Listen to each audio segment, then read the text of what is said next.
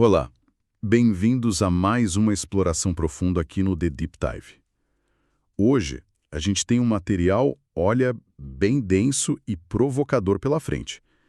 Ele vem de análises, de transcrições de um debate que foi, assim, intelectualmente bem quente, né? Com figuras como Sam Harris e Jordan Peterson. E o ponto de partida é uma pergunta que mexe com umas estruturas bem profundas, sabe? A ideia do inferno. Especificamente o inferno cristão, aquele mais dogmático. Será que ele foi, de alguma forma, um mal necessário? Tipo uma ferramenta que, mesmo baseada no medo, talvez tenha sido útil para moldar a sociedade?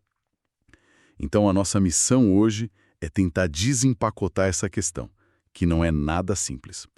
Vamos mergulhar em como essas figuras definem o sofrimento extremo e analisar também aquele conceito fascinante da religião e, quem sabe, do próprio inferno, funcionando como um tipo de atalho mental, sabe? As tais heurísticas. Será que essas regras antigas, tipo tabus sexuais, tiveram mesmo alguma função adaptativa? E o mais importante, essa função, se é que existiu, justifica os meios? Ou será que o custo desse medo todo supera qualquer benefício? Olha, preparem-se, porque a gente vai conectar uns pontos aqui que são bem surpreendentes. Exatamente. E o material que a gente tem aqui permite contrastar duas visões, assim, radicalmente diferentes de inferno. De um lado tem a visão do Harris, que é muito ancorada na realidade do sofrimento consciente, sabe? O pior estado possível de se estar neste universo. E isso como fundamento último da moralidade. E do outro lado tem a visão mais doutrinária, clássica, um lugar mesmo, literal, de punição divina depois da morte. E a gente vai investigar bem a fundo essa ideia da religião como heurística, como um sistema de regras práticas. Vamos analisar como certos tabus, por exemplo, podem ter surgido como, digamos, soluções adaptativas para problemas antigos, mas que hoje são muito criticados por se basearem no medo, e muitas vezes no medo do inferno, né? E pela rigidez deles diante da razão das mudanças do mundo. A tensão central é essa mesma. O inferno dogmático foi um mal funcionalmente necessário ou foi só um fardo prejudicial? Certo, então vamos começar dissecando essa palavra tão carregada. Inferno. Pelo que eu captei das fontes, a definição está longe de ser um consenso nesse debate, né? Tem a abordagem do Sam Harris, que foge completamente daquela imagem mais tradicional. Ah, com certeza.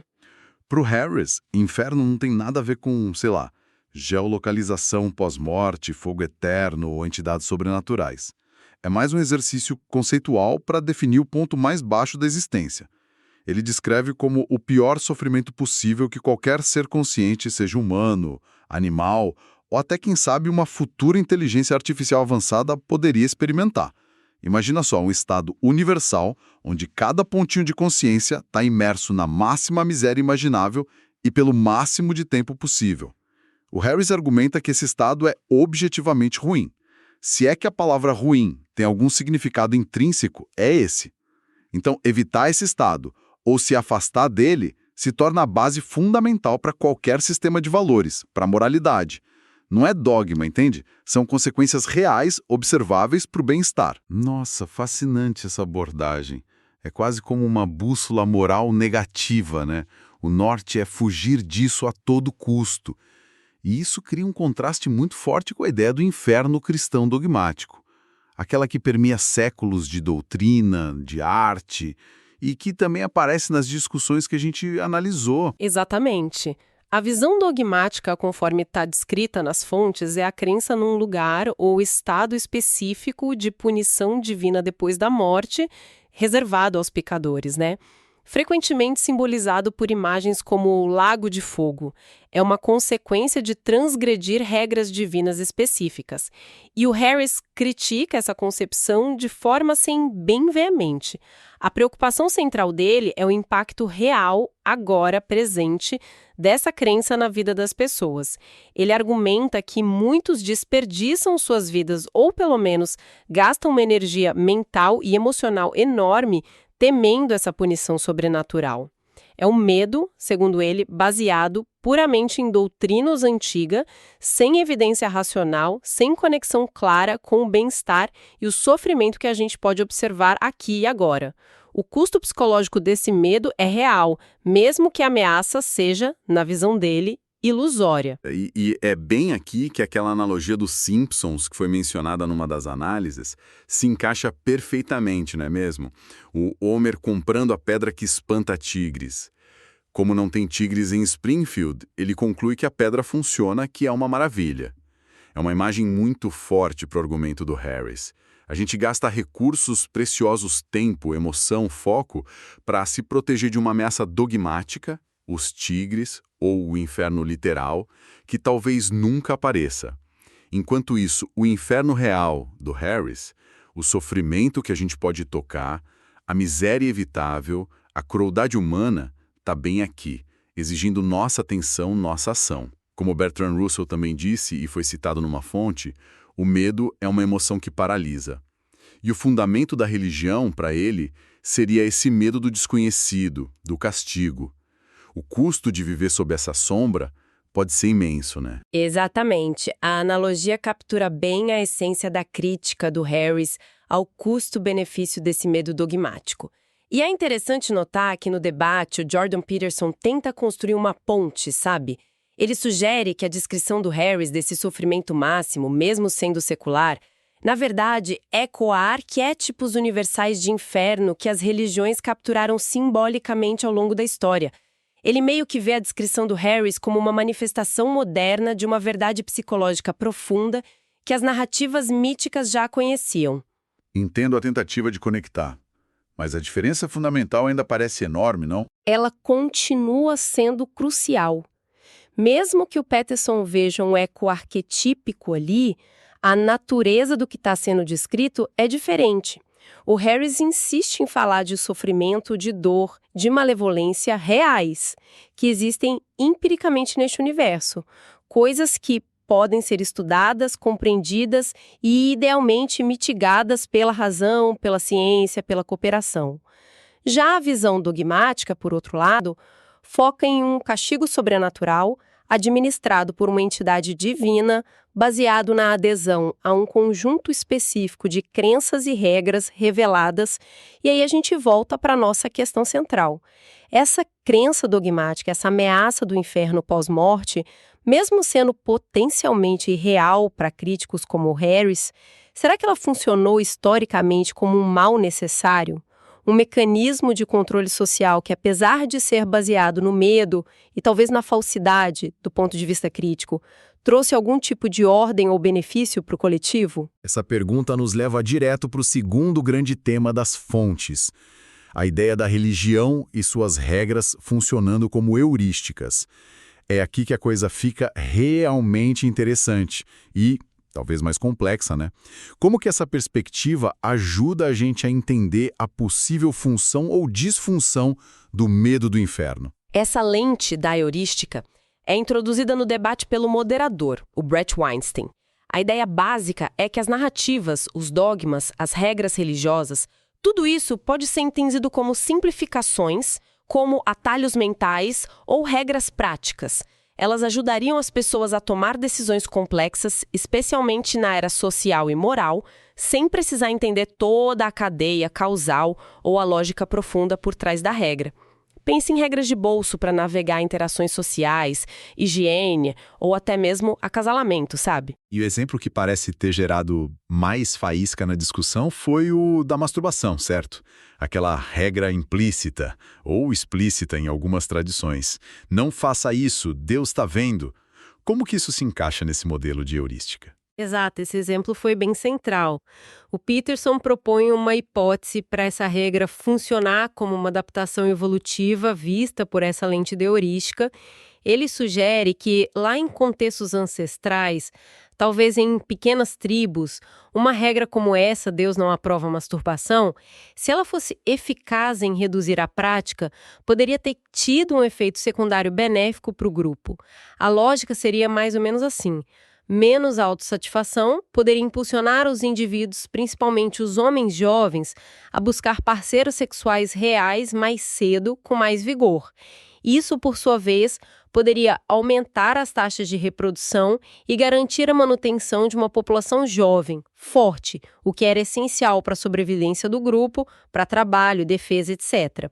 A regra, então, seria uma heurística, uma história simples, Deus não quer, que promove um comportamento que pode ser vantajoso para a coletividade, sem que ninguém precise entender de biologia evolutiva ou dinâmica populacional. E o medo da desaprovação divina, talvez culminando no medo do inferno, seria o motor dessa heurística. Ok, a hipótese é intrigante, pensando do ponto de vista evolutivo, mas aí vem a crítica demolidora do Harris, que questiona não só a validade disso hoje, mas a própria estrutura desse tipo de regra. Sim, a crítica do Harris, como as fontes mostram, ataca em duas frentes principais, e elas são fundamentais para a gente avaliar essa ideia de mal necessário.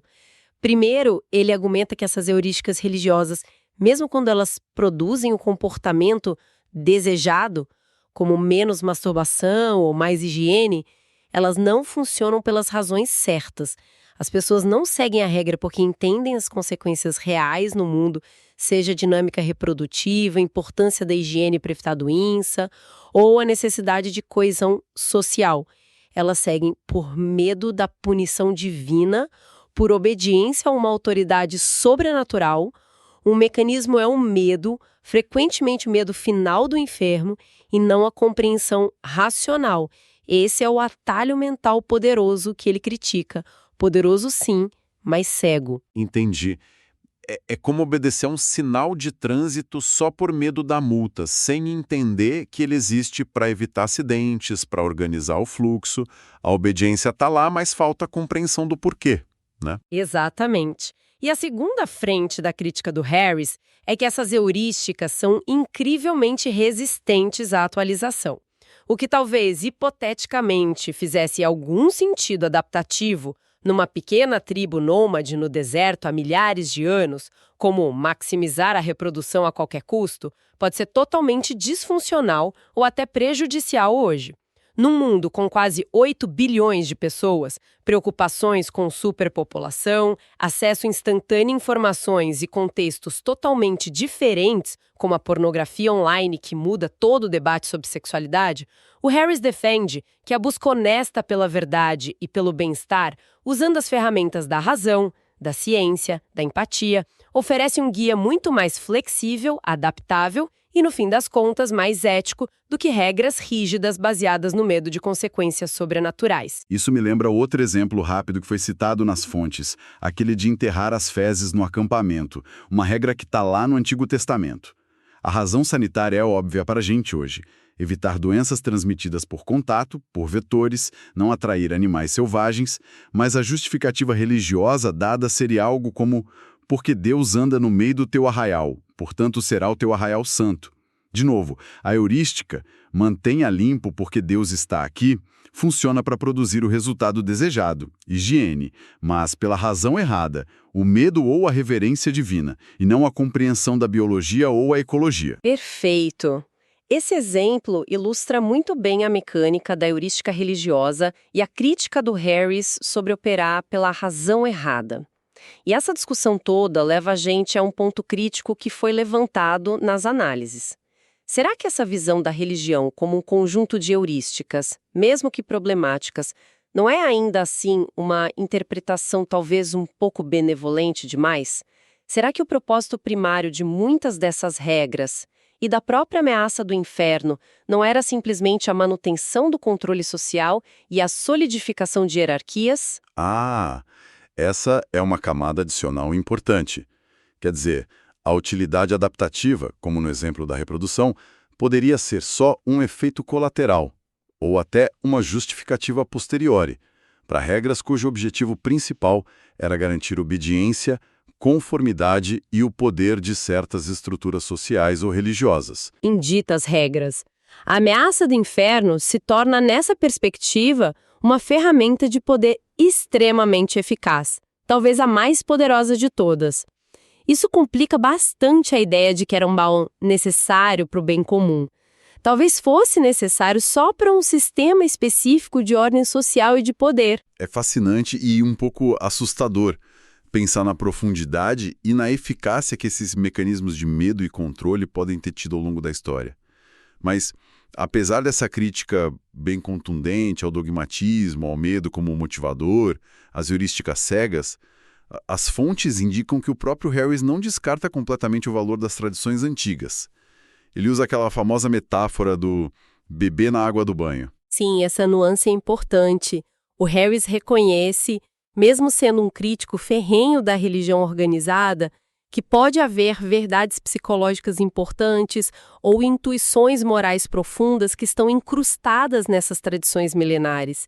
Ele admite a possibilidade de que por baixo das camadas de dogma, de superstição, de regras problemáticas, existam insights universais sobre a natureza humana, sobre o florescimento, sobre a ética, que foram capturadas nessas narrativas e práticas. Seria o bebê de sabedoria genuína. Mas o desafio é justamente esse, né? Como que a gente separa o bebê da água suja do banho? Esse é o X da questão para ele.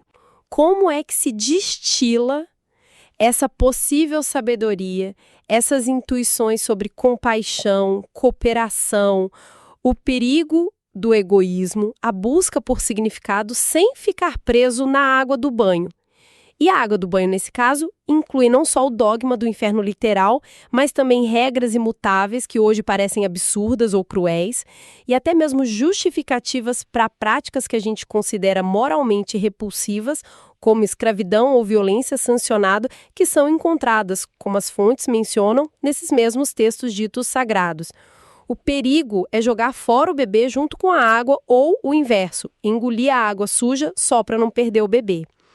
Para o Harris, as ferramentas da razão, da ciência e da filosofia ética moderna são as pinças que a gente precisa para tentar fazer essa separação delicada. Então, onde que isso tudo nos deixa?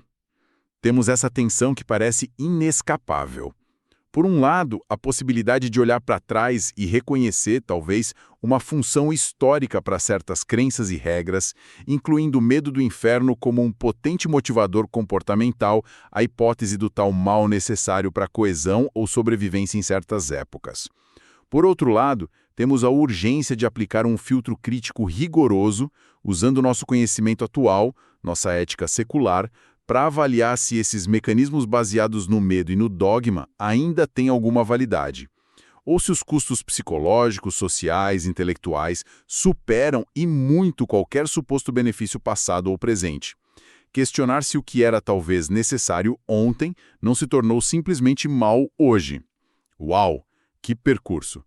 Exploramos hoje visões bem diferentes sobre o inferno, hein? Desde o conceito do Harris do sofrimento máximo real e evitável, que ele propõe como base para a moralidade, até a imagem dogmática da punição divina pós-morte, com toda aquela carga de medo que ela carrega. E a gente mergulhou fundo nessa ideia da religião como um sistema de heurísticas, né?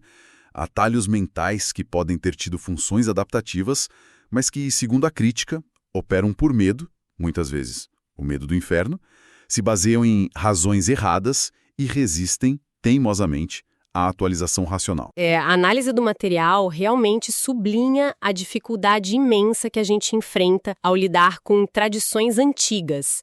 Como reconhecer e talvez preservar possíveis intuições morais valiosas, o tal bebê, que podem estar ali, sem endossar ou perpetuar os dogmas problemáticos, as regras imutáveis e os elementos prejudiciais que formam a água do banho.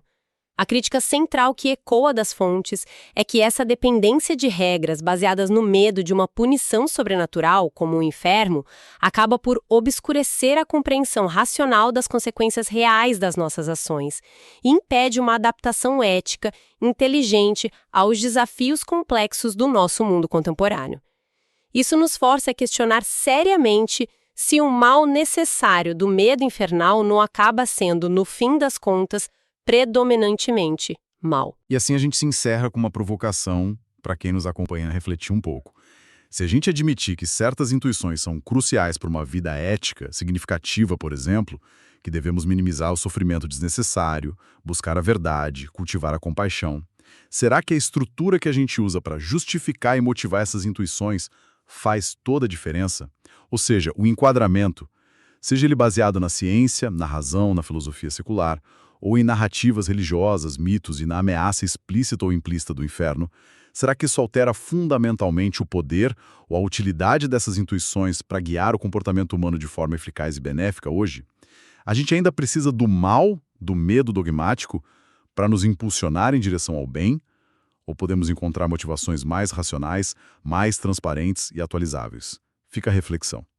Até a nossa próxima análise profunda.